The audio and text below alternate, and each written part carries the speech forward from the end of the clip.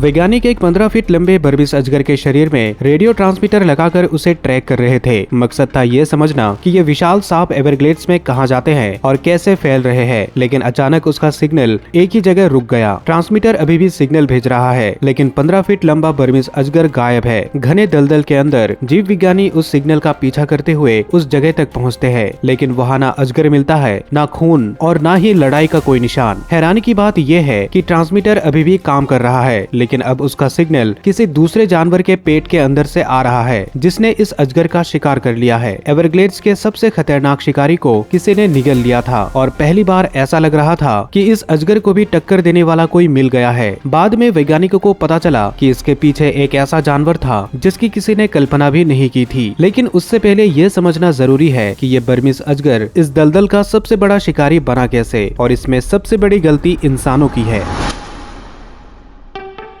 20वीं सदी के आखिर में विदेशी पालतू जानवरों के कारोबार के लिए हजारों बर्मिस अजगर अमेरिका लाए गए। शुरुआत में वे छोटे थे, इसलिए उन्हें पालना आसान था, लेकिन कुछ ही सालों में वे 13 फीट से भी लंबे हो गए। तब कई लोग उन्हें संभाल नहीं पाए। कुछ अजगर भाग निकले, जब कई को जंगल में छोड़ दिया गया, और जैसे ही वे उस दलदल में पहुँचे, बाकी का काम वहाँ के माहौल ने कर दिया। गर्म मौसम, घनी झाड़ियाँ, छिपने की अनगिनत जगह और ऐसे जानवर जिन्होंने पहले कभी इतने बड़े शिकारी का सामना नहीं किया था। 2000 के दशक की शुरुआत तक बर्मिस अजगर सिर्फ कुछ इलाकों तक ही सीमित नहीं थे, उनकी संख्या तेजी से बढ़ रही थी। 2012 तक हालात इतने बिगड़ चुके थे कि बर्मिस अजगर एवरग्लेड्स के लगभग हर हिस्से में पहुंच चुके थे। अनुमान था कि पूरे दक्षिण फ्लोरिडा में इनकी संख्या हजारों तक पहुंच चुकी थी, और हर मादा एक बार में 30 से 80 अंडे देती है, इसलिए उनकी आबादी और भी तेजी से बढ़ती गई। लेकिन सबसे पहले लोगों का ध्यान अजगरों पर नहीं गया, ध्यान गया उन जानवरों पर जो एक एक करके गायब होने लगे थे। कुछ इलाकों में रैकून की आबादी 90% तक घट गई। ओपोसम और बॉबकैट भी तेजी से कम होने लगे। खरगोश तो लगभग पूरी तरह गायब हो गए। वैज्ञानिकों को पूरी बात समझ में आती उससे पहले ही जंगल का संतुलन बिगड़ चुका था। इसकी वजह थी इनका शिकार करने का तरीका। बर्मिस अजगर दूसरे शिकारियों की तरह अपने शिकार को काट कर नहीं खाते, वे उसे पूरा निगल जाते हैं। उनके जबड़े इतने लचीले होते हैं कि अपने सिर से कहीं बड़े जानवर को भी निगल सकते हैं। हमला करते ही वे शिकार को अपनी कुंडली में जकड़ लेते हैं और तब तक दबाते रहते हैं जब तक उसकी सांस पूरी तरह बंद ना हो जाए। उसके बाद पूरा शरीर सीधे उनके पेट में चला जाता है। यही वजह थी कि लंबे समय तक ऐसा लगता था कि बर्मिस अजगर को कोई रोक ही नहीं सकता। लेकिन फिर कुछ ऐसा हुआ जिसने सबकी सोच बदल दी। बर्मिस अजगर भी किसी का शिकार बन रहा था। अब सवाल सिर्फ एक था, आखिर उसे मार कौन रहा था?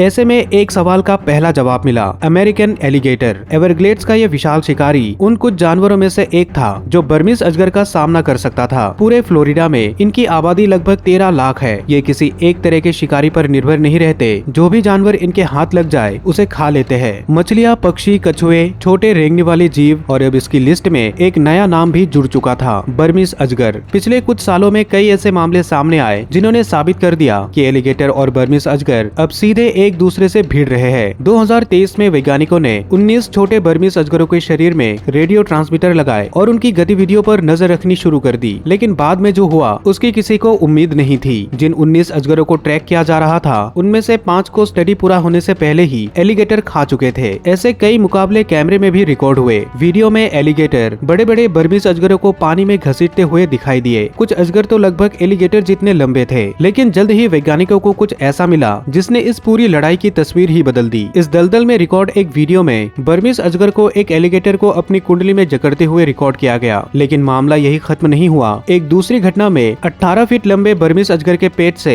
लगभग 5 फीट लंबा एलिगेटर मिला। यानी एवरग्लेड्स में अब कोई भी पूरी तरह सुरक्षित नहीं था। कभी एलिगेटर अजगर को खा रहा था तो कभी अजगर एलिगेटर को। दोनों ही एक दूसरे को मारने की ताकत रखते थे। जीत किसकी होगी ये सिर्फ आकार, मौका और हालात पर निर्भर करता था। लेकिन अगर आपको लगता है कि बर्मिस अजगर का सबसे खतरनाक दुश्मन एलिगेटर है, तो ऐसा बिल्कुल नहीं है। असल कहानी तो एक ऐसे शिकारी से शुरू होती है जो उसके सामने आधे से भी छोटे आकार का है।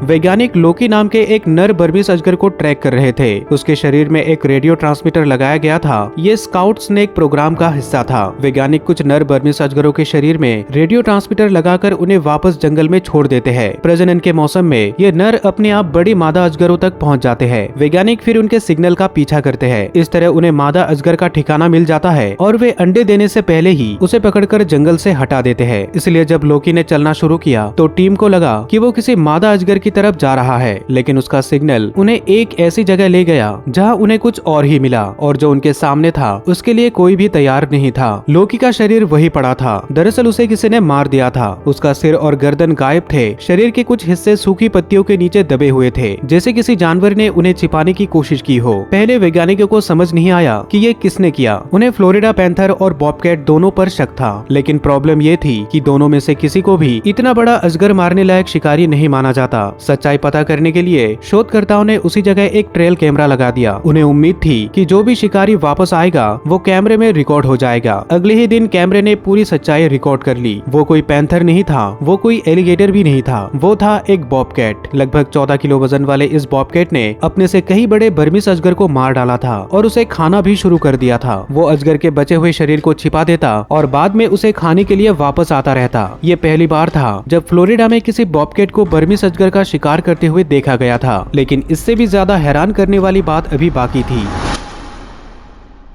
बॉबकैट सिर्फ बड़े अजगरों तक ही नहीं रुक रहे थे, वे उनके घोंसलों तक पहुंच चुके थे, उनके अंडों को खा रहे थे और कई दिनों तक बार बार उसी जगह लौट रहे थे। हैरानी की बात ये थी कि कई बार मादा अजगर पास होने के बावजूद भी बॉबकैट वहां पहुंच जाते थे। अब वैज्ञानिक समझ चुके थे कि यह सिर्फ एक अकेला मामला नहीं था। ऐसे मामले बार बार रिकॉर्ड होने लगे और जल्द ही कैमरों में दूसरे जानवर भी दिखाई देने लगे। पहली बार बर्मीज अजगर सिर्फ शिकारी नहीं था, अब वो खुद भी किसी का शिकार बन चुका था। बॉबकैट अकेले नहीं थे, धीरे धीरे दूसरे जानवर भी बर्मीज अजगरों को अपना शिकार बनाने लगे। शिकारी पक्षियों को छोटे अजगरों को उठाकर ले जाते हुए रिकॉर्ड किया गया। वही किंग स्नेक, पिट वाइपर और फ्लोरिडा इंडिगो स्नेक भी अजगरों के बच्चों को खाते हुए देखे गए। लेकिन सबसे बड़ा सरप्राइज अभी बाकी था। इस लिस्ट में अब ब्लैक बेयर का नाम भी शामिल हो गया। पहले ऐसा माना जाता था कि ब्लैक बेयर बर्मीज अजगरों का शिकार नहीं करते, लेकिन अब तस्वीर बदलने लगी थी। कुछ दुर्लभ मामलों में ब्लैक बेयर बर्मीज अजगरों पर हमला करते या उन्हें खाते हुए देखे गए हैं। मगर इतना सब होने के बाद भी बर्मीज अजगरों के लिए सबसे बड़ा खतरा आज भी कोई जंगली जानवर नहीं बल्कि इंसान ही है।